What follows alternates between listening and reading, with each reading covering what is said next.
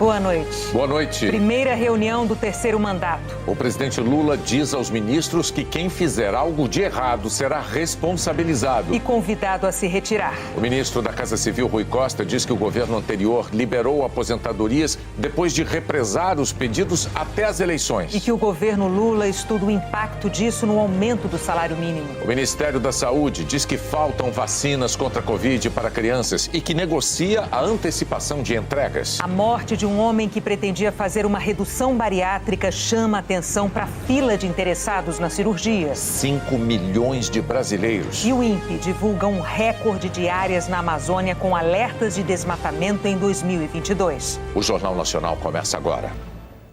O presidente Lula comandou hoje a primeira reunião ministerial. Ele disse que todos têm uma tarefa árdua pela frente e que quem fizer algo errado vai ser convidado a se retirar. Estavam presentes todos os 37 ministros e os líderes do governo no Congresso. A reunião começou com um pronunciamento do presidente Lula transmitido ao vivo.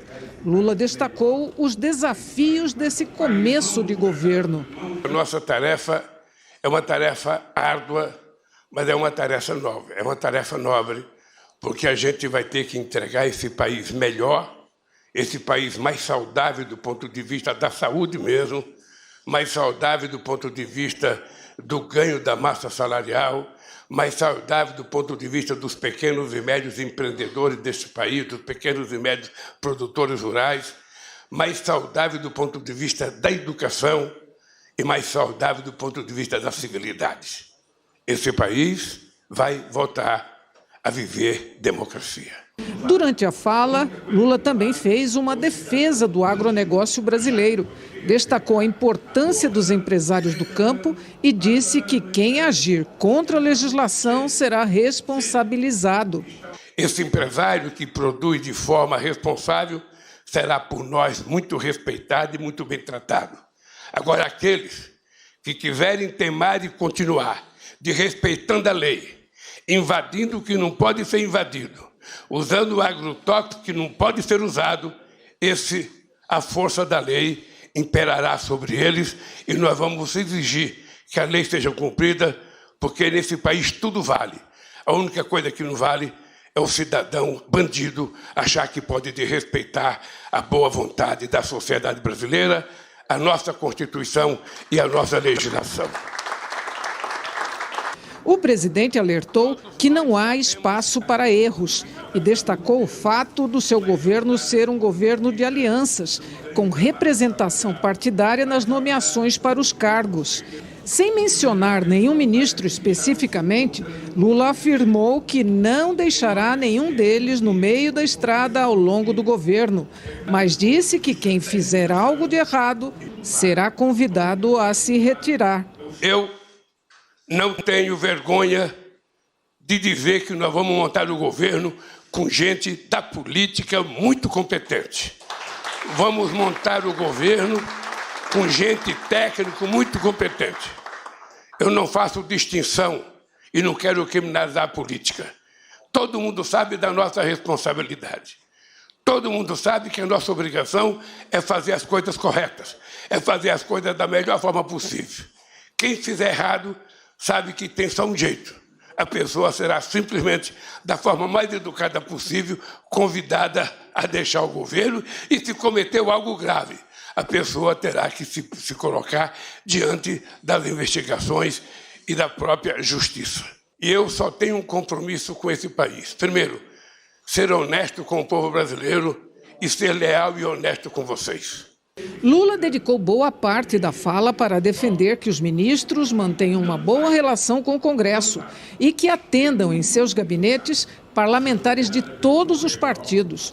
O presidente reforçou que as pautas do governo dependem do Congresso e voltou a dizer que a negociação política é benéfica e não pode ser ignorada. Muitos de vocês são resultado de acordos políticos, porque não adianta a gente ter o governo tecnicamente mais formado em Harvard possível e não ter um voto na Câmara dos Deputados e não ter um voto no Senado. É preciso que a gente saiba que é o Congresso que nos ajuda. Nós não mandamos no Congresso, Nós dependemos do Congresso e, por isso, cada ministro tem que ter a paciência e a grandeza de atender bem cada deputado, ou cada senador, ou cada senadora que o buscar. Não tem importância que você divija de um deputado ou do senador.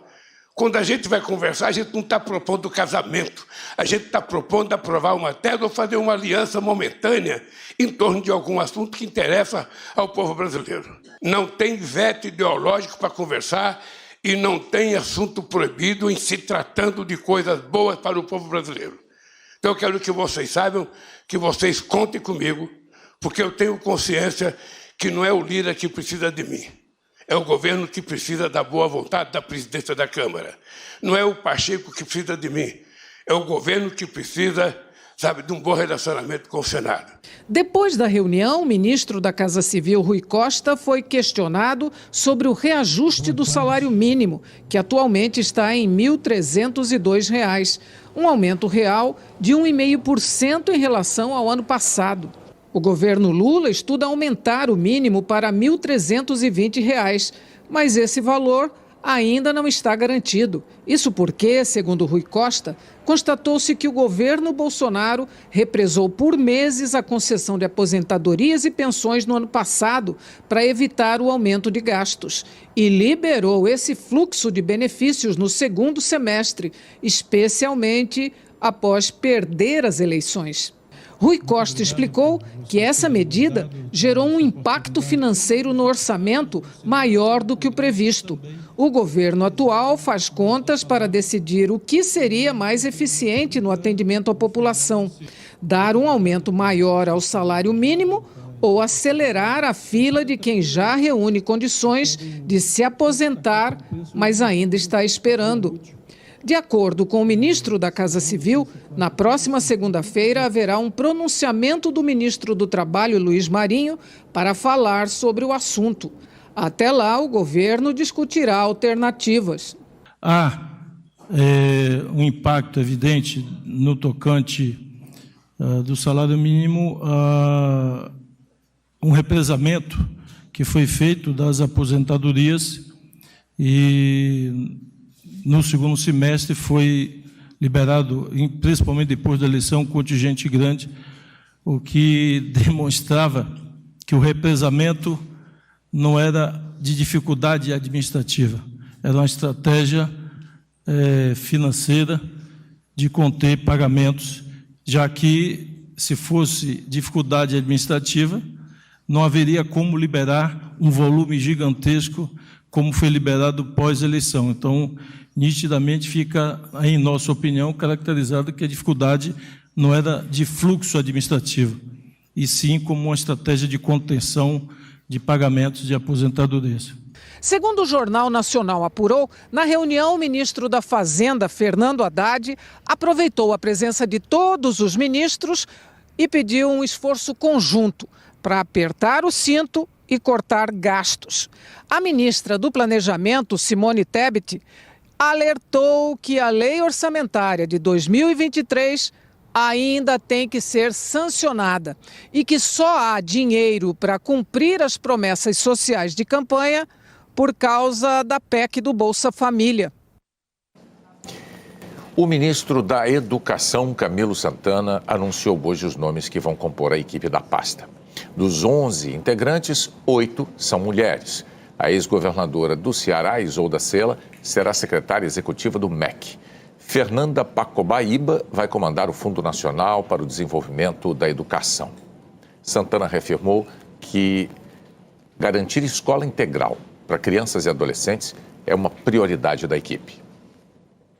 O Ministério da Saúde declarou que faltam vacinas contra a Covid para crianças de até 11 anos e que está negociando a antecipação das entregas. A recém-nomeada secretária de Vigilância em Saúde, Etel Maciel, apresentou um diagnóstico das vacinas contra a Covid no país e disse que não há um estoque de doses pediátricas para crianças de até 11 anos. Por isso, ela teve reuniões hoje com a Pfizer. Etel está negociando a antecipação da entrega de 4.500.000 doses da Pfizer para crianças de 5 a 11 anos. A previsão de entrega hoje é fim de janeiro e o governo quer que cheguem já nos próximos dias. A secretária também quer antecipar mais 3.200.000 doses de Pfizer Baby para o público de 6 meses a 4 anos. A secretária de Vigilância em Saúde afirmou que é importante completar um esquema mínimo de vacinação para se ter uma proteção efetiva contra a Covid. 3 doses, as 2 primeiras e mais uma de reforço. Hoje, em todo o país, mais de 100 milhões de pessoas ainda não tomaram essa dose de reforço. Etel Maciel disse também que as vacinas disponíveis hoje nos postos de saúde são eficazes contra a nova subvariante da Ômicron, que tem uma alta taxa de transmissão. É a ampliação das coberturas que estão lastimáveis. Nós estamos recebendo uma cobertura no Brasil bastante preocupante. A cobertura de 2 doses, ela não chega a 80%, e a cobertura do que nós consideramos da dose, do esquema de 2 doses mais a dose de reforço, não chega a 50%. Então isso é gravíssimo nesse cenário que se apresenta principalmente de uma nova variante que tem aí uma alta transmissibilidade. A secretária disse que para quem tem mais de 12 anos, há vacinas disponíveis em estoque. Segundo ela, o gargalo encontrado está na distribuição, que deve ser normalizada nos próximos dias. Etel já se reuniu com o CONAS, o conselho que representa os secretários de saúde dos estados, e o CONASEMS dos municípios, para tentar acertar a logística de entrega. E anunciou que também vai retomar o contrato com o Butantan para a entrega de doses da Coronavac. A morte de um jovem em São Paulo jogou luz sobre um problema grave de saúde pública. Vitor Augusto Marcos de Oliveira, de 25 anos, morreu hoje em São Paulo sem o atendimento que precisava para conseguir respirar e conter dores nas pernas. Saiu de uma UPA, peregrinou em busca de atendimento, mas foi recusado por hospitais que não tinham vagas ou condições de atender uma pessoa com mais de 200 quilos. Nós todos indignados com essa situação, com o desfecho trágico, que aconteceu neste caso concreto, determinado a correta e imediata apuração de todos os fatos. Meu filho precisa de um hospital com suporte. A mãe, que se desesperou pedindo socorro, quer para outros a atenção que o filho não teve. Os hospitais têm que ter direito, todos os hospitais, para obesos tem que ter direito. Os governantes colocassem isso em prática, o meu apelo em prática. Eu peço encarecidamente, governantes, lute por outras mães não passar o que eu passei. Vitor dava os primeiros passos para conseguir uma cirurgia bariátrica pelo SUS. Já a Eliane espera na fila. É quase uma vida inteira de luta contra a obesidade. A cirurgia é necessária para que ela se livre das dores terríveis, da pressão alta e siga trabalhando e cuidando da família. Você só passa na consulta da médica para a bariátrica em 6 meses. Cada consulta é um exame. E até hoje eu não consegui, desde 2019, nessa luta para tentar fazer essa cirurgia bariátrica. Eu me sinto totalmente humilhada, abandonada, discriminada. A cirurgia bariátrica ganhou impulso no final dos anos de 1990 para tratar um dos maiores problemas de saúde pública no mundo e no Brasil. Reduzindo o tamanho do estômago e muitas vezes também desviando o intestino, os pacientes perdem rapidamente o peso que não conseguiam controlar de outras maneiras. O país que tem que lutar contra a fome precisa com urgência enfrentar também a obesidade. A última pesquisa nacional de saúde mostrou que 60% da população está acima do peso. Os casos mais dramáticos são os dos obesos mórbidos. A Sociedade Brasileira de Cirurgia Bariátrica calcula que cerca de 5 milhões de pessoas necessitam da cirurgia. 75% dependem do SUS e a maioria não encontra o que precisa. Enquanto o número de obesos cresce, o de cirurgias bariátricas diminui. Pelo SUS foram 12.568 em 2019, 3.768 em 2020, 2.864 em 2021 e 5.448 no ano passado, segundo o levantamento da Sociedade Brasileira de Cirurgia Bariátrica. A pandemia contribuiu para a redução e os obesos foram, junto com os idosos, as maiores vítimas da Covid. A cirurgia é recomendada para quem tem IMC acima de 35 e doenças como diabetes e hipertensão associadas. O índice de massa corpórea é uma relação entre peso e altura. O tratamento cirúrgico depende de acompanhamento de especialistas, nutricionistas e psicólogos antes e depois da operação. Na verdade, esses pacientes, eles precisam ter um acesso. Esses serviços, eles são regionalizados e, portanto, cada um deles deveria ter a sua fila regulamentada, mas nós precisamos, fundamentalmente, aparelhar esses hospitais, aparelhar essas instituições de saúde e dar condições para que esses pacientes entrem nesse sistema. O Ministério da Saúde declarou que o SUS oferece assistência integral às pessoas com sobrepeso e obesidade, com atividades preventivas e assistência clínica e cirúrgica. A seguir, o recorde de áreas com alertas de desmatamento na Amazônia. O ministro da Justiça determinou que a família de Genivaldo de Jesus Santos, morto dentro de um carro da PRF, seja indenizada. Numa rede social, Flávio Dino disse que Genivaldo morreu em face de uma ação de policiais rodoviários federais em Sergipe e afirmou que é clara a responsabilidade civil à luz da Constituição. Genivaldo foi asfixiado com gás lacrimogênio no porta-malas em que os policiais o trancaram em maio do ano passado. O combate à violência contra mulheres recebeu um apoio estratégico em Belo Horizonte. Os cartazes estão espalhados em bares e restaurantes. A mensagem é direta: não disfarce a sua dor. O alerta é para que as mulheres não se calem diante de uma ameaça e nem se sintam sozinhas. Além de espalhar cartazes com orientações, cada estabelecimento pode criar sua própria estratégia. Aqui, por exemplo, a mulher que se sentir ameaçada pode pedir um drink específico a um garçom. O nome fica no banheiro, é sigiloso e é a senha. Imediatamente nossos funcionários vão saber o que devem fazer. Foi o caso, até chamaram a polícia para ela. Às vezes você fica meio receosa de falar, com medo de denunciar que você está sendo atacada. Ter um código, alguma coisa que facilita, ajuda bastante. Mais de 200 estabelecimentos participam da campanha em Belo Horizonte. E é um local que pode vir a acontecer algum problema. Então é importante que a gente conscientize as mulheres que elas têm onde ajudar e conscientize os donos de bares e restaurantes para poder atender qualquer mulher que se sentir importunada, tiver qualquer problema dentro do nosso ambiente. A iniciativa quer ajudar a diminuir agressões físicas, verbais e psicológicas, além do crime mais grave, o feminicídio. No primeiro semestre de 2021, segundo o Fórum Brasileiro de Segurança Pública, o Brasil registrou 677 feminicídios. No mesmo período do ano passado, foram 699. Minas Gerais é o estado com mais ocorrências. Registrou 82 feminicídios de janeiro a junho do ano passado. São Paulo está em segundo lugar, com 75 mulheres assassinadas em razão de gênero. No Rio Grande do Sul, foram 57. Segundo esta juíza, as mulheres vítimas devem pedir a medida protetiva. A gente tem estatística mostrando que o número de mulheres com medida protetiva que são vítimas de feminicídio ou tentativa de feminicídio é bem inferior ao número daquelas mulheres que não procuraram a justiça e não têm medida protetiva. Essa mulher deu um basta às agressões que sofria do marido. Saiu de casa com os filhos e pediu medida protetiva.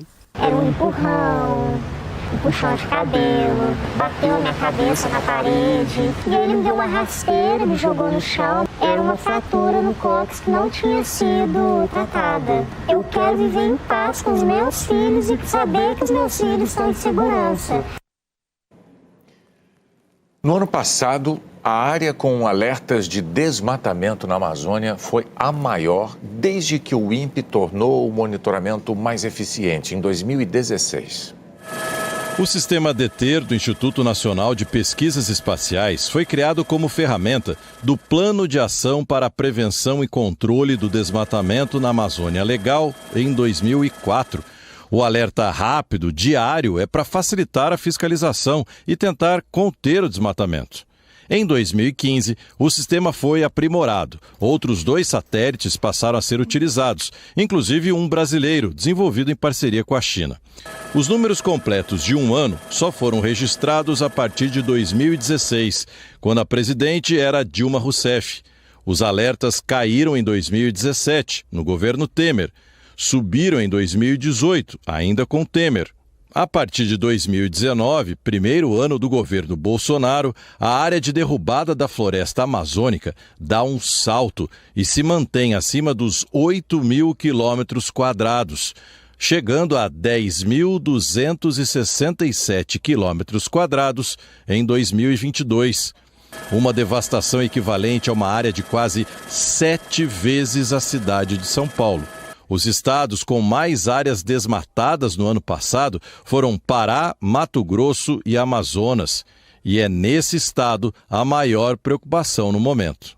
Aquela região do sul do Amazonas, existe uma perspectiva de asfaltamento da BR-319, né, e essa perspectiva de asfaltamento leva as pessoas a ocuparem aquela região com perspectivas de ganho futuro. A ideia por trás é, eu vou agora, que ainda não está asfaltada essa região, né, vou invadir, vou tomar uma terra. Se eu conseguir legalizar essa terra, quando asfaltar a região, ela vai valer muito mais, então eu vou fazer muito dinheiro vendendo essa terra. O INPE tem um outro sistema mais detalhado que só é divulgado uma vez por ano. É chamado PRODES. Só que o período considerado é de agosto de um ano até julho do ano seguinte. Como os últimos meses de 2022 tiveram índices bem acima da média, o novo governo vai herdar um desmatamento elevado. Nós vamos ter computado no desmatamento de 2023 o desmatamento que foi estimulado e incentivado pelo governo Bolsonaro. Mas nós já estamos tomando as providências para reverter o processo a partir de agora. Porque uma coisa é o que foi contratado no governo Bolsonaro, outra coisa é o processo daqui para frente. Marina Silva implementou o plano que derrubou o desmatamento na primeira passagem dela pelo Ministério do Meio Ambiente. Ministra pela segunda vez, promete reverter o quadro mais uma vez. Que terá que ser revertido. Não é mágica, não é fácil. Nós encontramos um ministério que está totalmente terra arrasada e que precisa ser reerguido. Reerguido do ponto de vista do orçamento, dos servidores públicos, do fortalecimento das instituições. E é por isso que nós tomamos todas as medidas. Já no primeiro ato do presidente Lula, nós restabelecemos o plano de prevenção e controle do desmatamento, não só para a Amazônia, mas para todos os biomas, a retomada do Fundo Amazônia, a questão da interrupção de medidas protelatórias em relação à cobrança de multas. O governo do Pará afirmou que 70% de seu território são de responsabilidade federal. O governo do Amazonas declarou que se reuniu com a equipe de transição para propor ações conjuntas contra o desmatamento. E o governo de Mato Grosso afirmou que tem investido contra a devastação da floresta e contra os incêndios ilegais. Fim de semana chegando, vamos ver como fica o tempo no Brasil amanhã. Olá, Eliana, boa noite. Oi, Renata, boa noite para você, boa noite para o Bonner e boa noite também para você. Nesse fim de semana vamos ter mais áreas de chuva do que de sol. O tempo fica firme somente onde os mapas estão pintados com a cor amarela. No sábado, do Rio Grande do Sul ao centro-oeste de São Paulo e sul de Mato Grosso, também em parte do Nordeste. No domingo, já volta a chover no Ceará e no leste de Mato Grosso do Sul. As únicas capitais com previsão de sol e nuvens nos 2 dias são Porto Alegre e Curitiba. Em Porto Alegre faz calor, em Curitiba nem tanto. E praia, do jeito que a gente pensa no verão, ensolarada e quente, só no Nordeste. É onde as temperaturas devem passar dos 30 graus. Mesmo assim pode chover, mas é pouca chuva ou nenhuma no caso de Maceió no domingo. Amanhã os termômetros param nos 32 graus em todo o país. As capitais que devem chegar a isso são Boa Vista, Macapá, Belém, Teresina, Fortaleza e Cuiabá. Em Campo Grande, Salvador e no Recife, 30 graus. E de Brasília a Florianópolis, menos quente, com máximas de 24 graus na capital federal e em Belo Horizonte, de 26 em Vitória e em Florianópolis, e de 22 graus em Curitiba e em São Paulo, com pouca chuva aqui na capital paulista. No Rio de Janeiro, 25 graus amanhã. Hoje fez 23. Foi a menor temperatura máxima para um mês de janeiro desde 2012, há 11 anos. Hoje também choveu muito no Rio e amanhã os temporais continuam em todo o estado. Também nas regiões de Belo Horizonte, Goiânia, Palmas e Manaus. Assim como nas áreas que estão em azul escuro e rosa aqui nesse mapa. A chuvarada deve se concentrar de Boa Vista a Brasília, Distrito Federal e até o Espírito Santo. Inclusive, tem possibilidade de chover bastante em toda essa faixa até segunda-feira. Mas ao longo do mês, a tendência é essa. A chuva deve enfraquecer nas áreas mais centrais e também deve chover pouco no Rio Grande do Sul. Enquanto no extremo norte do Brasil e na maior parte do Nordeste, janeiro pode terminar com chuva acima da média. A mesma coisa de Santa Catarina a Mato Grosso do Sul e em boa parte do Sudeste, incluindo São Paulo, Rio e Vitória. Um bom fim de semana para você, Renata Bonner. Obrigado, Eliana. A preservação das tartarugas marinhas ganhou um aliado importante em Sergipe. O esforço para vencer obstáculos começa nas primeiras horas de vida. Cada movimento representa uma vitória. 45 milhões de filhotes de tartarugas marinhas foram soltos em todo o litoral brasileiro ao longo de mais de 4 décadas.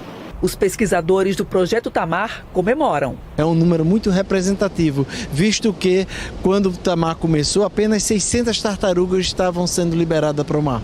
As gigantes do mar estão desovando cada vez mais. No litoral de Sergipe, nasce o maior número de tartarugas marinhas da espécie oliva do país. E é sempre na escuridão da noite que os filhotes deixam os ninhos, tomam conta da areia e seguem rumo ao mar.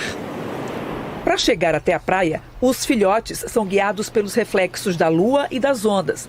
Mas ao longo dos anos, a luz artificial trazida com a urbanização mudou a direção dos bichinhos que se perdem e, em vez de irem para o mar, seguem o caminho do asfalto. Quando existe um outro foco de luz que seja mais intenso do que essa iluminação natural, elas se orientam ao lado contrário.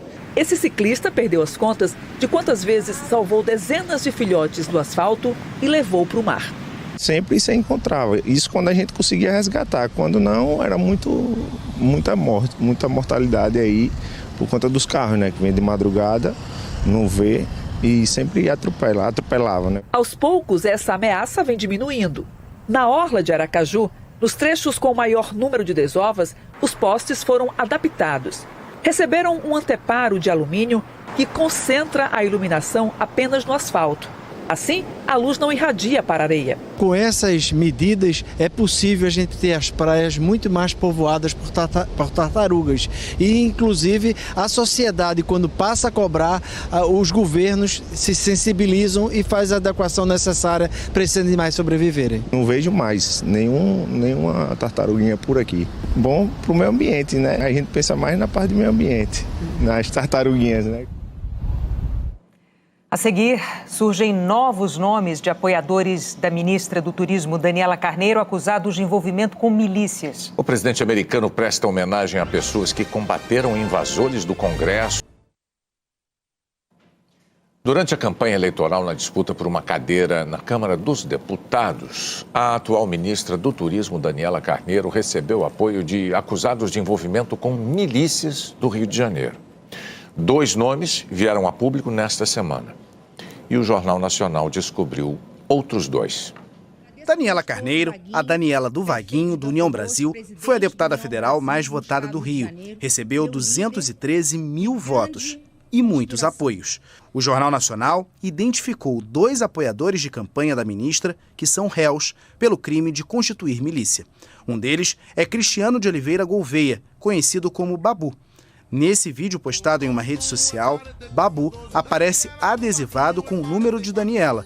No áudio, o jingle da candidata. Nesta foto, Babu aparece num comício, ao lado de Daniela Carneiro e de outros candidatos nas eleições de outubro. Nesta outra, está ao lado da agora ministra e do marido dela, Vaguinho, prefeito de Belfor Roxo, na Baixada Fluminense.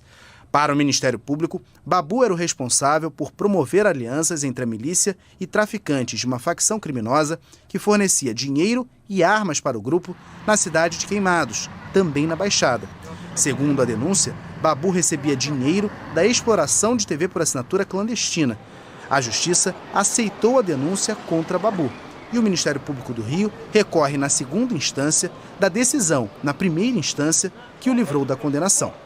Outro réu por milícia que apoiou a campanha de Daniela Carneiro é um vereador de Belfor Roxo. Eduardo Araújo, do MDB, está afastado do cargo porque foi nomeado secretário de Energia Sustentável na prefeitura, comandada pelo marido de Daniela. Ele participou de carreatas com Daniela. O Ministério Público afirma que Eduardo era responsável por evitar prisões dos outros integrantes da quadrilha. Ontem, o jornal O Globo revelou que outro vereador de Belfor Roxo, que também ocupa o cargo de secretário na prefeitura, é réu por extorsão e porte ilegal de arma de fogo e apoiou a candidatura de Daniela em 2022. Fábio Augusto de Oliveira Brasil, conhecido como Fabinho Varandão, do MDB, chegou a ser preso em 2018, acusado de comandar um grupo que ameaçava moradores e explorava serviço clandestino de internet. O jornal Folha de São Paulo apontou também ligações da ministra com parentes do ex-vereador da cidade, Marcinho Bombeiro, preso, acusado de integrar a milícia. A irmã e o pai de Marcinho fizeram campanha para Daniela e estavam nomeados na prefeitura de Belfor Roxo. O Ministério Público do Rio abriu outra investigação, dessa vez para apurar se a demissão em massa de funcionários na prefeitura de Belfor Roxo vai paralisar serviços essenciais. O prefeito exonerou todos os ocupantes de cargos em comissão, com exceção de médicos e dentistas e de servidores de 4 secretarias estratégicas. O número de demitidos chega a 5.000. Parte dos ex-funcionários foi contratada no ano passado e diz que entre suas funções estava fazer campanha para os candidatos do prefeito, como agora a ministra Daniela Carneiro. A gente era obrigada a fazer a foto e postar no status. A gente só podia assinar o ponto de saída depois que acabasse a reunião ou a campanha que fosse. Vídeos e fotos registram agendas de campanha em vários horários. Depois da demissão, o grupo fez um protesto na porta da prefeitura. A ministra Daniela Carneiro afirmou que não compactua com qualquer ato ilícito e que cabe à Justiça o papel de julgar e punir. Também declarou que recebeu o apoio de milhares de eleitores em diversos municípios durante a campanha.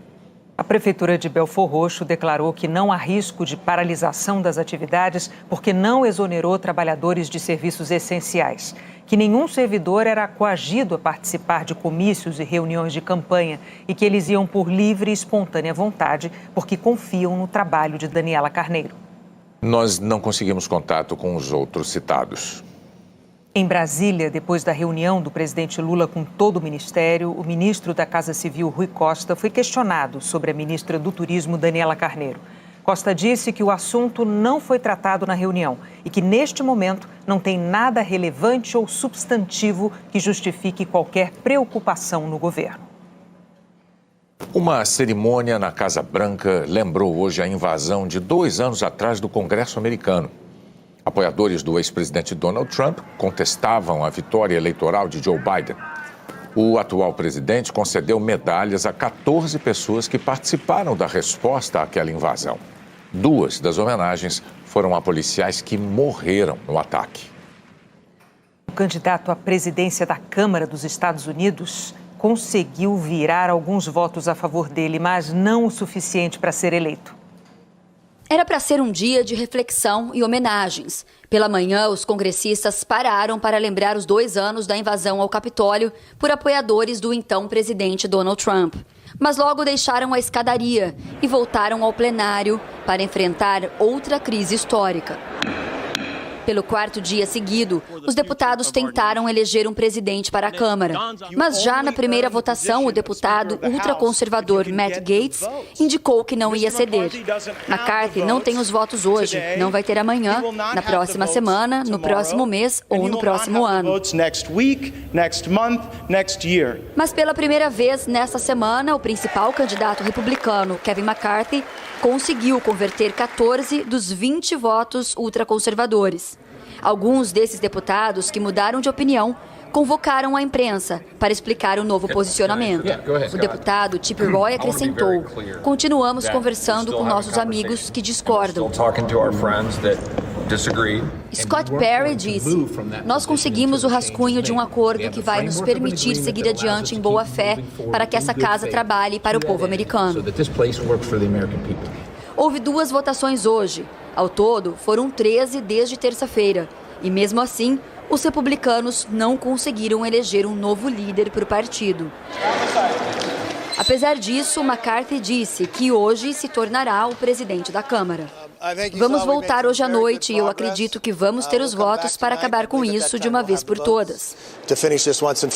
À meia-noite, pelo horário de Brasília, vai haver uma nova votação para tentar acabar com esse impasse. E se a indefinição continuar, o povo americano é quem pode sofrer o impacto. Sem um presidente na Câmara, os deputados eleitos não podem tomar posse, nem apresentar e aprovar leis. Também não podem, por exemplo, abrir investigações e responder a emergências. O professor de ciência política David Schultz se explicou. Nós temos uma crise constitucional e talvez um problema de segurança nacional. Se algum país atacasse os Estados Unidos agora, o Congresso não poderia responder. Os americanos têm cobrado uma definição. Quantas votações mais serão necessárias? Eles deveriam estar trabalhando para a gente, disse essa eleitora. Essa outra disse que eles não estão organizados. E mesmo que decidam agora, isso parece uma piada.